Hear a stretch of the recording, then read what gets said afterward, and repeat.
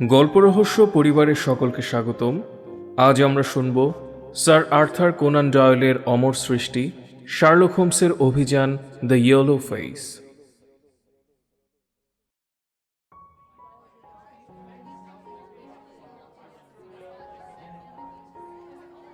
Sherlock হোমসের সফল কীর্তির মধ্যে তার বুদ্ধিবৃত্তি যতটা প্রকাশ পেয়েছে, তার চেয়ে অনেক বেশি পেয়েছে তার বিফল কীর্তির মধ্যে। যে কেস সে সমাধান করতে পারেনি, তার শেষ পর্যন্ত অমীমাংসিতই থেকে গেছে, কারো বুদ্ধিতে কোলোয়নি মীমাংসা করার। দ্য ইয়েলো ফেস সেই জাতীয় কাহিনী যার মধ্যে ওর আশ্চর্য বিশ্লেষণী ক্ষমতা সম্যক রূপে প্রকাশ পেয়েছে, অথচ হালে পানি পায়নি। অহেতুক শক্তিক্ষয় করা হোমসের ধাতে ছিল না, দেহে শক্তি ছিল যথেষ্ট। বক্সিংয়ে প্রথম শ্রেণীর বক্সারদের মধ্যেই ওর স্থান, কিন্তু কাজের সময় ছাড়া বাজে শক্তিক্ষয় ছিল ভীষণ অরুচি। কোকেন নিয়ে পড়ে থাকতো মামলা হাতে না থাকলে, কিন্তু কর্মক্ষমতা মরে যেত না। নিয়মিত ব্যায়াম ছাড়াই কিভাবে যে নিজেকে কর্মপটু রাখত ভেবে পাইনি। খেত খুব সামান্য, কিন্তু হাতে কাজ এলে শক্তি যেন বিস্ফোরিত হতো হাতে পায়ে। প্রচণ্ড পরিশ্রমেও ক্লান্ত হতো না। বসন্তকাল, জোর করে ওকে নিয়ে বেড়াতে গেলাম বাগানে। বাসায় ফিরলাম 5টায়। আসতেই চাকরের মুখে শুনলাম বসে থেকে থেকে একজন দর্শনার্থী চলে গেছে। খুবই বিরক্ত হলো হোমস। এমনিতে হাতে কাজ নেই, যাও বা একজন মক্কেল এলো, দেখাও হলো না। বিকেলে বেড়াতে না গেলেই হতো। গজগজ করতে লাগলো সমানে। এমন সময় টেবিলে দেখা গেল একটা পাইপ পড়ে রয়েছে। লাফিয়ে উঠল হোমস। আরে আরে ওয়াটসন, এ তো তোমার পাইপ নয়, ভদ্রলোক ফেলে গেছে নিশ্চয়ই। চমৎকার সেকেলে ব্রায়ার পাইপ। লন্ডনে এমন পাইপ খুব একটা পাওয়া যায় না। এরকম একটি জিনিস ভদ্রলোকের অত্যন্ত আদরের, কাজছাড়া করতে চান না। তবুও যখন ফেলে গেছেন, বুঝতে হবে তার মানসিক উদ্বেগ নিশ্চয়ই চরমে পৌঁছেছে। পাইপ নিতেও ভুলে গেছেন। আদরের জিনিস কাজছাড়া করতে চান না, তুমি বুঝলে কি করে? ভায়া, পাইপটার দামই তো 7 শিলিং। 2বার মেরামত করা হয়েছে রূপোর পটি মেরে। মানে পাইপের যা দাম, তার চাইতেও বেশি খরচ করে। নতুন একটা কিনলেও পারতেন, কেনেননি। অত্যন্ত আদরের এই পাইপ কাজছাড়া করতে চান না বলে। আর কি চোখে পড়ছে? হাড় ঠুকে প্রফেসর যেভাবে বক্তৃতা দেয়, তর্জনী দিয়ে পাইপ ঠুকে হোমস সেইভাবে বললে, পাইপ জিনিসটা চিরকালই কৌতূহলোদ্দীপক। ঘড়ি আর জুতোর মতো বৈশিষ্ট্যেরও দাবি রাখে। পাইপটার মালিক ন্যাটা, স্বাস্থ্যবান, ছন্ন ছাড়া। ভদ্রলোকের দাঁত বেশ সাজানো, এবং পয়সা কড়ির ব্যাপারে হিসেব করে খরচ না করলেও চলে যায়। তার মানে বড় লোক। পাইপ থেকে তামাকটা হাতের চেটোয় ঢেলে হোমস বললে, তামাকটা দেখছো? এ হলো গ্রাসভেনার মিক্সচার। বিলক্ষণ দামি। ব্যয় সংকোচে যে আগ্রহী, সে অনায়াসেই এর আধা দামের তামাক কিনে নেশা চরিতার্থ করতে পারত। আর কি দেখছো?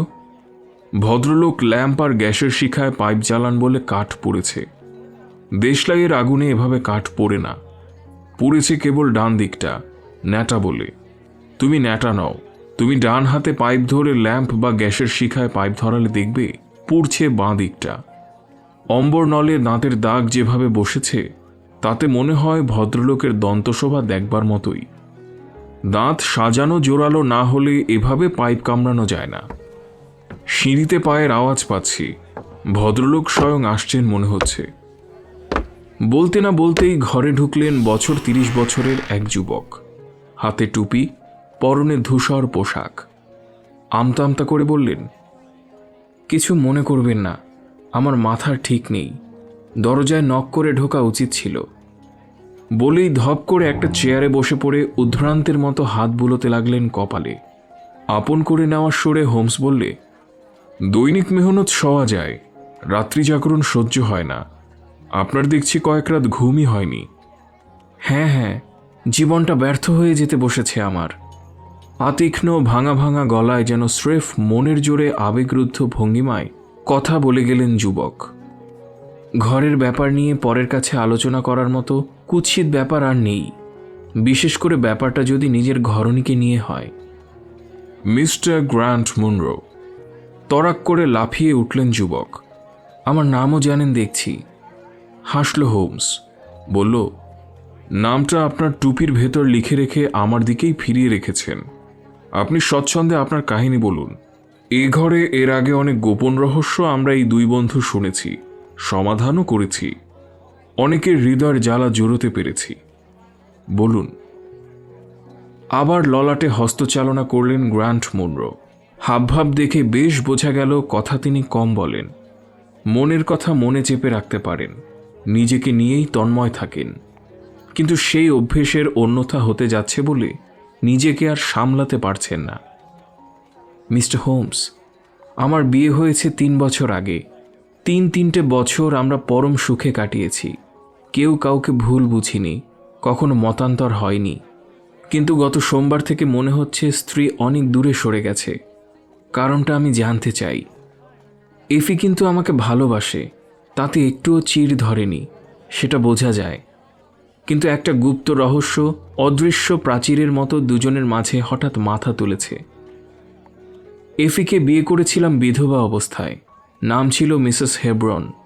আলাপ যখন হয় তখন তার বয়স 25। অল্প বয়সে আমেরিকায় গিয়েছিল, আটলান্টায় থাকত। বিয়ে হয়েছিল উকিল হেব্রনের সঙ্গে, একটি বাচ্চাও হয়েছিল। তারপরে পিত জ্বরে স্বামী আর সন্তানের মৃত্যু হওয়ায় ও দেশে ফিরে আসে। মিস্টার হেব্রন ওর জন্যে যে টাকা রেখে গেছিলেন তার সুদ পাওয়া যেত ভালোই। দেশে ফেরার 6 মাস পরে আলাপ হয় আমাদের, তারপর বিয়ে। হেব্রন ভদ্রলোকের ডেথ সার্টিফিকেট আমি দেখেছি। আমার নিজের কারবার আছে। বিয়ের পর নরবুরিতে একটা বাড়ি ভাড়া করলাম। জায়গাটা বেশ নিরিবিলি, পল্লীশ্রী আছে। আমাদের বাড়ির সামনে একটা ফাঁকা মাঠ, মাঠের ওপারে একটা কটেজ, আর কোনো বাড়ি নেই। কটেজটার সদর দরজা আমাদের বাড়ির দিকে। আগেই একটা কথা বলে রাখি, বিয়ের পরেই স্ত্রী ওর সব টাকা আমাকে লিখে পড়ে দিয়েছিল। আমার বারণ শোনেনি। ব্যবসা করি, যদি টাকাটা জলে যায় এই ভয় ছিল। যাই হোক, 1.5 মাস আগে এফি হঠাৎ আমার কাছে 100 পাউন্ড চাইল। আমি তো অবাক। এত টাকার হঠাৎ কি দরকার পড়তে পারে ভেবে পেলাম না। জিজ্ঞেস করলাম, ও এড়িয়ে গেল। চপলভাবে শুধু বলল, তুমি তো আমার ব্যাংকার। ব্যাংকার আবার অত কথা জিজ্ঞেস করে নাকি? তবে কি জন্য টাকাটা নিচ্ছি পরে বলবো, এখন নয়। চেক লিখে দিলাম 100 পাউন্ডের। কিন্তু সেই প্রথম স্বামী স্ত্রীর মধ্যে খোলাখুলির সম্পর্কে একটু ফাটল ধরল। কি যেন লুকিয়ে রাখা হলো আমার কাছে। বাড়ির উল্টো দিকে মাঠের ওপারে দোতলা কটেজটার পাশে আমি প্রায় বেড়াতে যেতাম স্করফার গাছের কুঞ্জে।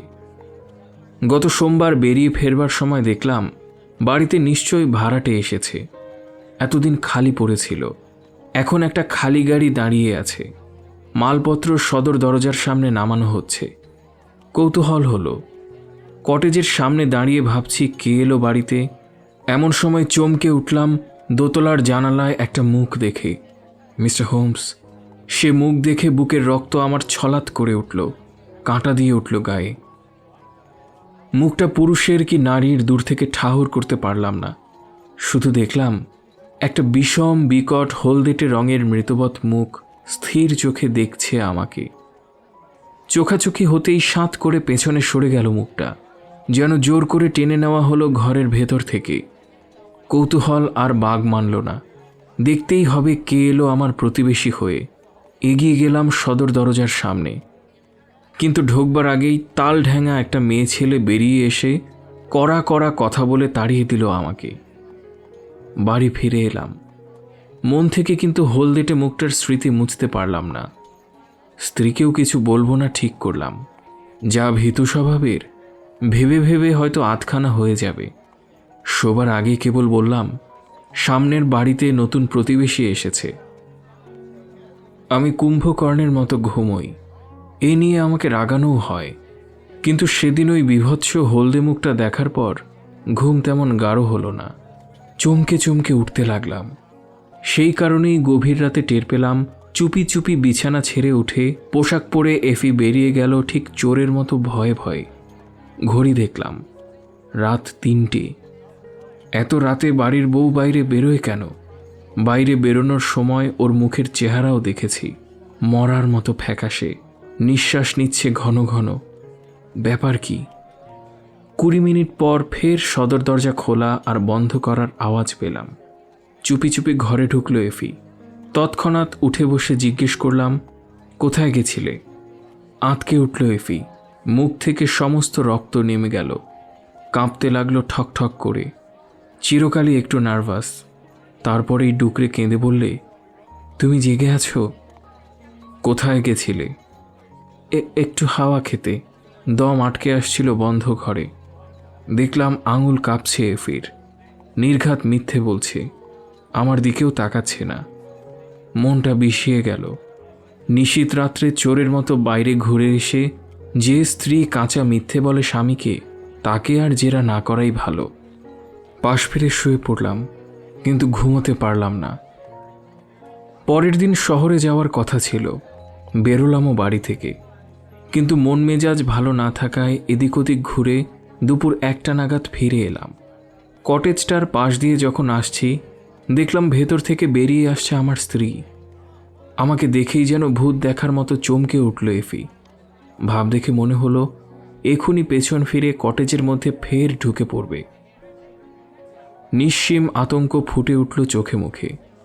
কাঁদো কাঁদো মুখে বললে, জ্যাক, নতুন প্রতিবেশী দেখতে এসেছিলাম। কাল রাতেও এসেছিলে? না না, কি বলতে চাও? ফের মিথ্যে। দেখি তো কার কাছে গেছিলে। 2 হাতে আমার পথ আটকালো এফি। মিনতি করে বললে ভেতরে যেন না ঢুকি। এখন সে কিছু বলতে পারছে না, শুধু আমার ভালোর জন্যই। কিন্তু একদিন সব বলবে। কিন্তু এখন জোর করে ভেতরে ঢুকলে আমাদের সম্পর্কের ইতি ঘটবে ওইখানেই। ভ্যাবাচাকা খেয়ে দাঁড়িয়ে গেলাম। কথা আদায় করলাম, আর যেন এসব না হয়। ও কথা দিল। চলে আসার সময় লক্ষ্য করলাম ওপরের ঘরের জানলা থেকে বিকট সেই হলদে মুখটা নির্নিমেষে চেয়ে আছে আমার দিকে। চোখাচোখি হতেই সাঁত করে সরে গেল ভেতরে।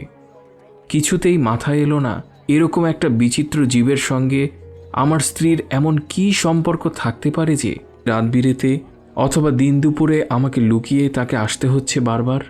ওই কর্কশ স্বভাবের মেয়ে ছেলেটাই বা কে?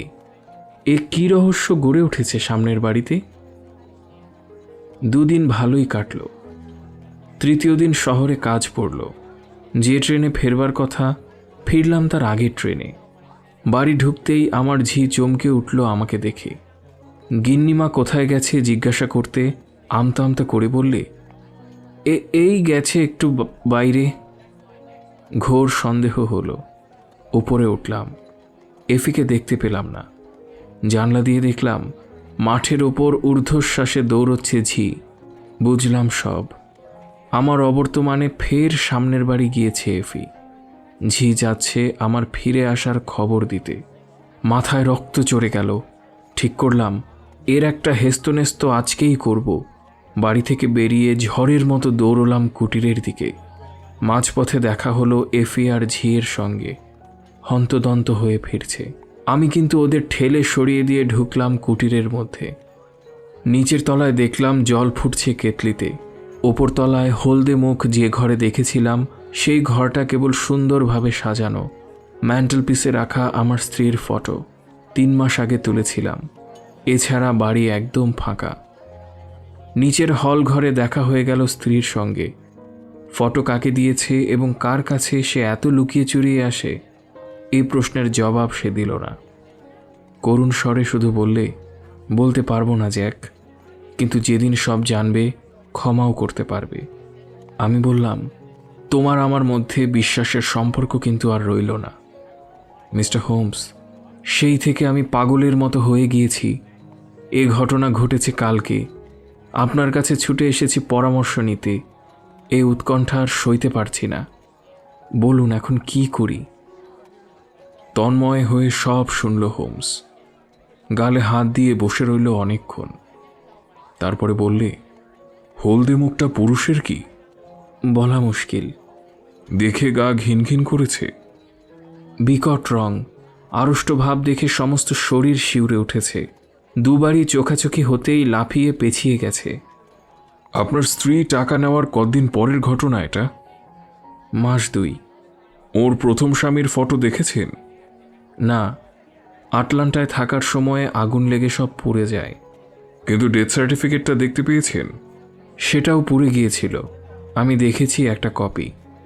আমেরিকায় আপনার স্ত্রীকে চিনত এমন কাউকে জানেন? না, ওর নামে চিঠি আসে আমেরিকা থেকে? মনে হয় না। তাহলে এক কাজ করুন, বাড়ি ফিরে যান। কুটির থেকে যদি ওরা চম্পট দিয়ে থাকে এর মধ্যে, তাহলে কিছু করার নেই। আর যদি এর মধ্যে আবার ফিরে আসে, আপনি আড়াল থেকে তা দেখতে পেলেই আমাকে টেলিগ্রাম করে দেবেন। নিজে ঢুকতে যাবেন না, 1 ঘন্টার মধ্যেই পৌঁছে যাব আপনার কাছে। বিদায় হলেন গ্র্যান্ট মনরো। ওয়াটসন, ব্যাপারটা খুব সুবিধের মনে হচ্ছে না, ব্ল্যাকমেলিং চলছে মনে হচ্ছে, বলল হোমস। ব্ল্যাকমেলারটি কে? সাজানো ঘরে যে থাকে, মিসেস মুন্ডোর ছবি যে ম্যান্টেলপিসে সাজিয়ে রাখে, যার মুখ হলদে। সে কে? মিসেস মুন্ডোর প্রথম স্বামী বলেই আমার বিশ্বাস। সেই জন্যই দ্বিতীয় স্বামীকে ঢুকতে দিতে চান না। আমেরিকায় যাকে বিয়ে করেছিলেন নিশ্চয়ই সে মারা যায়নি। অত্যন্ত কুৎসিত কুষ্ঠজাতীয় কোনো রোগে এমন কদাকার হয়ে যায় যে ইংল্যান্ডে পালিয়ে আসেন ভদ্র মহিলা।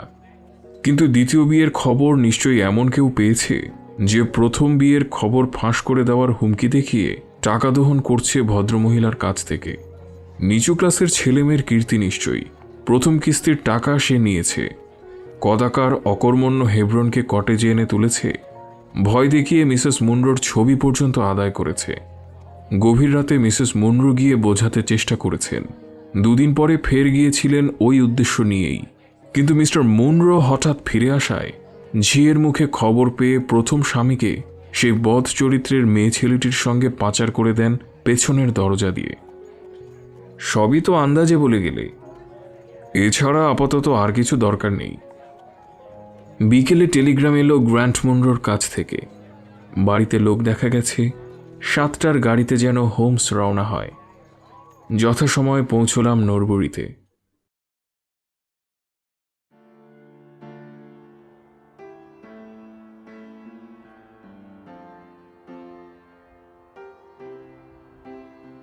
স্টেশনে দেখা হলো গ্র্যান্ট মনরোর সঙ্গে। উত্তেজনায় কাঁপছেন ভদ্রলোক, ফ্যাকাশে হয়ে গেছেন। পাশাপাশি হাঁটতে হাঁটতে হোমস বললে, আপনার পাছে অমঙ্গল হয় তাই আপনার স্ত্রী আপনাকে বাড়ির মধ্যে ঢুকতে দিতে নারাজ, তা সত্ত্বেও কি ঢুকবেন? হ্যাঁ, এসপার কি ওসপার হয়ে যাক আজকে। ইলশেগুড়ি বৃষ্টির মধ্যে পৌঁছলাম কটেজটার সামনে। দোতলার একটা জানলায় আলো জ্বলছে। একটা ছায়ামূর্তি সরে গেল জানলার সামনে দিয়ে। ওই ওই সেই হলদে মুখ! যেন কোঁকিয়ে উঠলেন গ্র্যান্ট মনরো। আমরা সবেগে ধেয়ে গেলাম সদর দরজার সামনে। আচমকা খুলে গেল পাল্লা। পথ আটকে দাঁড়ালেন এক ভদ্র মহিলা। জ্যাক, জ্যাক, দোহাই তোমার, আমাকে বিশ্বাস করো, ভেতরে যেও না। না এফি, বড্ড বেশি বিশ্বাস করে ফেলেছি তোমাকে। পাশ দিয়ে তেরে গেলাম 3 মূর্তি ভেতরে। একজন প্রৌঢ়া বেরিয়ে এসে পথ আটকাতে গিয়েও পারল না। ঝড়ের মতো উঠে গেলাম দোতলায়। সেই ঘরটিতে ঢুকে থ হয়ে দাঁড়িয়ে গেলাম। ঘরটা সত্যি সুন্দরভাবে সাজানো। টেবিলে মোমবাতি জ্বলছে। ঝুঁকে রয়েছে একটা ছোট্ট মেয়ে, পরনে লাল ফ্রক, হাতে লম্বা সাদা দস্তানা। মুখটা আমাদের দিকে ফেরাতেই ভয়ে বিস্ময়ে চিৎকার করে উঠলাম আমি। সে মুখে প্রাণের কোনো সাড়া নেই, স্পন্দন নেই, রং নেই, অদ্ভুত হলদে। আড়ষ্টতা মুখের পরতে পরতে, ভাবলেশীন, বিষম, বিকট। পর মুহূর্তেই অবসান ঘটল রহস্যের।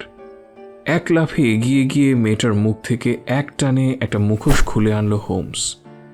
মিশমিশে কালো একটা নিগ্রো মেয়ে ঝকঝকে সাদা দাঁত বার করে পরম কৌতুকে খিলখিলিয়ে হেসে উঠল আমাদের ভ্যাবাচেকা মুখচ্ছবি দেখে। হেসে উঠলাম আমিও মেয়েটির কৌতুকোজ্জ্বল সরল হাসি দেখে। আর গ্র্যান্ট মনরো চেয়ে রইলেন ফ্যাল ফ্যাল করে।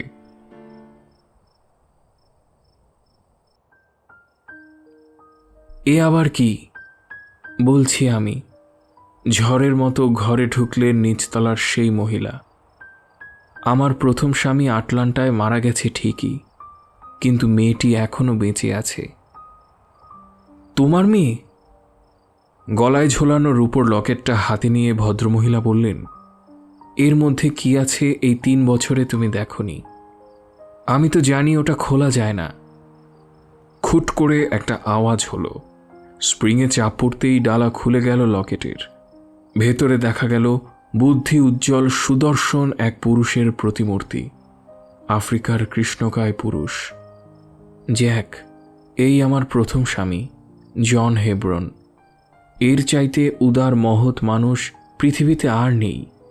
বেজাতে বিয়ে করেও তাই কখনো পস্তাতে হয়নি। মেয়েটা কিন্তু দেখতে হলো ওর মতো, বরং ওর চাইতেও কালো। তাহলেও সে আমার সোনা মেয়ে। এই পর্যন্ত শুনেই মেয়েটা দৌড়ে ঝাঁপিয়ে পড়ল মায়ের বুকে। মেয়েটাকে আমেরিকায় রেখে এসেছিলাম শরীর খারাপ ছিল বলে। হঠাৎ জায়গা পাল্টানোর ধকল সইতে পারত না। একজন আয়া ঠিক করে এসেছিলাম, সেই ওকে দেখাশোনা করত। সংকোচবশত তোমাকে ওর কথা বলতে পারিনি, সেটাই ভুল করেছি। চিঠিপত্র নিয়মিত পেয়েছি, জানতামও ভালোই আছে। কিন্তু বিয়ের 3 বছর পরে বড্ড মন কেমন করতে লাগলো মেয়েটার জন্য। 100 পাউন্ড পাঠালাম ওকে নিয়ে এখানে আসবার জন্যে। তখনও যদি তোমার কাছে লুকোছাপা না করতাম, এত কাণ্ড আর ঘটত না। ভেবেছিলাম কয়েক সপ্তাহ কাছে এনে রাখব। কটেজ ভাড়া করা হলো। আয়াকে বলে দিয়েছিলাম দিনের আলোয় যেন কখনো মেয়েকে রাস্তায় বার না করে। মুখ আর হাত মুখোশ আর দস্তানা দিয়ে ঢেকে রাখে, যাতে জানলায় যদি কেউ দেখেও ফেলে পাড়ায় কালো মেয়ে এসেছে বলে প্রতিবেশীরা কানাকানি না আরম্ভ করে। এতটা আটঘাট না বাঁধলেই দেখছি মঙ্গল হতো। আমার মাথা ঠিক ছিল না, পাছে তুমি সব জেনে ফেলো এই ভয়ে। তোমার মুখেই শুনলাম ওরা এসে গেছে। মায়ের মন তো, তাই তর সইল না। তোমার ঘুম খুব গাঢ় বলে ঠিক করলাম রাতেই মেয়েটাকে গিয়ে কোলে নিই, কিন্তু তুমি দেখে ফেললে। 3 দিন পর যখন জোর করে কটেজে ঢুকেছিলে, ঠিক তার আগেই ওরা পেছনের দরজা দিয়ে বেরিয়ে গিয়েছিল বাইরে। জ্যাক, এখন বলো কি করবে হতভাগিনী মা আর মেয়েকে নিয়ে? মিনিট 2 ঘর স্তব্ধ। তারপর গ্র্যান্ট মুনরো যা করে বসলেন তাতে প্রাণ জুড়িয়ে গেল উপস্থিত প্রত্যেকের। মেয়েটাকে সস্নেহে কোলে তুলে নিয়ে চুমু খেলেন। আরেক হাত বাড়িয়ে বউকে নিয়ে দরজার দিকে এগোতে এগোতে বললেন, আমি লোকটা ততটা ভালো না হলেও খুব একটা খারাপ নই এফি। চলো, বাড়ি গিয়ে কথা হবে।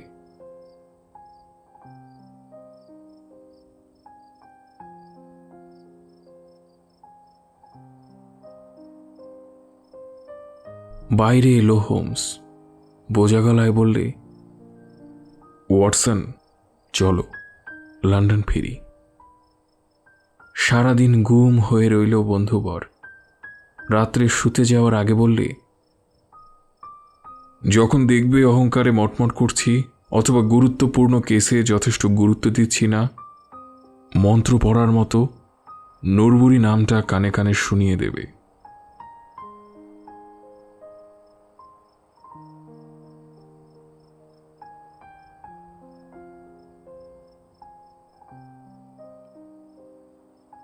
আজ আমরা শুনলাম স্যার আর্থার কোনান ডয়েলের অমর সৃষ্টি শার্লক হোমসের অভিযান দ্য ইয়েলো ফেস।